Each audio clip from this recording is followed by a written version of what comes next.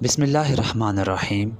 اللہ تبارک و تعالیٰ کے نام سے شروع جو بڑا مہربان اور نہایت رحم کرنے والا ہے۔ اگر مرنے والے انسان پر یہ تین چیزیں ظاہر ہو جائیں تو سمجھ جائیں کہ اللہ اس شخص پر راضی ہے، اور اگر یہ تین باتیں نہ ہوں تو سمجھ جائیں کہ اس پر عذاب نازل ہو رہا ہے۔ وہ تین باتیں کون سی ہیں؟ یہ سب جاننے کے لیے ویڈیو کے اینڈ تک ہمارے ساتھ رہیں۔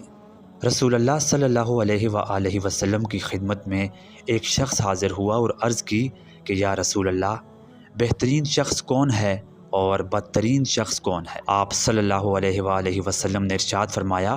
کہ بہترین شخص وہ ہے جو لمبی عمر پائے اور نیکیاں کرتا رہے یہاں تک کہ اللہ اس شخص سے راضی ہو جائے، اور بدترین شخص وہ ہے جو لمبی عمر پائے اور گناہوں میں مبتلا رہے۔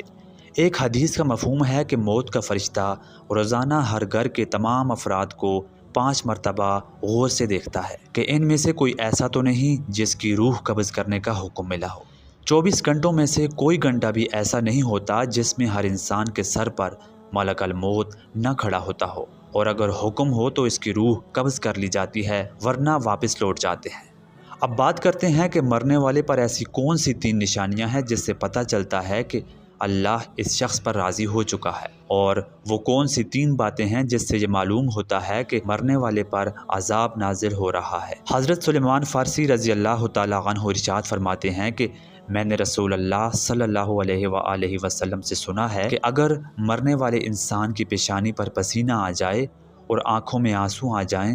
اور نتنیں پھول جائیں تو یہ اللہ کی رحمت ہے جو اس شخص پر نازل ہو رہی ہے، اور اگر جوان اونٹ کے گلا گھٹنے کی سی آواز آئے اور رنگ پھیکا پڑ جائے اور منہ سے جاگ آ جائے تو یہ اللہ کا عذاب ہے جو اس شخص پر نازل ہو رہا ہے۔ حضرت علقمہ رضی اللہ تعالیٰ عنہ اپنے بھتیجے کی موت کے وقت ان کے پاس گئے تو دیکھا کہ ان کی پیشانی سے پسینہ بہہ رہا ہے۔ آپ یہ دیکھ کر مسکرائے تو کسی نے مسکرانے کی وجہ پوچھی تو آپ رضی اللہ تعالیٰ عنہ فرمانے لگے کہ میں نے عبداللہ بن مسعود رضی اللہ تعالیٰ عنہ سے سنا ہے کہ مومن کی روح پسینہ کی صورت میں بہہ کر نکلتی ہے، جبکہ کافر یا جبر کی روح اس کے گلے سے گدھے کے مرنے کی طرح بہہ کر نکلتی ہے۔ اگر مومن شخص نے کوئی گناہ کیا ہو تو مرتے وقت اس پر سختی کی جاتی ہے تاکہ گناہ کا کفارہ کیا جا سکے۔